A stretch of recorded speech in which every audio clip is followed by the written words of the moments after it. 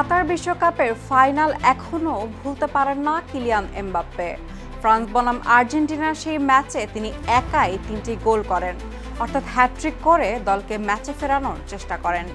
কিন্তু শেষ পর্যন্ত শিরোপা জেতে আর্জেন্টিনা।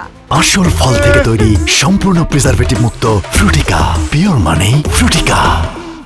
নির্ধারিত সময় ও অতিরিক্ত সময়ের পর যথারীতি ম্যাচ গড়ায় ট্রাইব্রেকারে, যেখানে ফ্রান্স 4-3 গোলে পরাজিত হয়। সম্প্রতি এক সাক্ষাৎকারে এমবাপ্পে বলেন তিনি চাইলে তার সেই হ্যাট্রিকও বদলে দিতে রাজি, যদি তার বদলে এমন কোনো মুহূর্ত আসতো যেখানে ফ্রান্স 1-0 গোলে ম্যাচটি জিতে যেতে পারত। অর্থাৎ ব্যক্তিগত অর্জনের চেয়ে তার কাছে দলীয় জয়ই বেশি গুরুত্বপূর্ণ।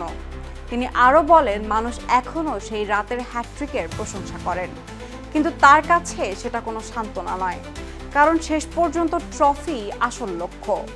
ফাইনালে ইতিহাস গড়েও বিশ্বকাপ না জেতার কষ্ট এখনও এমবাপ্পেকে তাড়া করে বেড়ায়। আর কাতার 2022 তার ক্যারিয়ারের সবচেয়ে তিক্ত স্মৃতিগুলোর একটি হয়ে রয়েছে।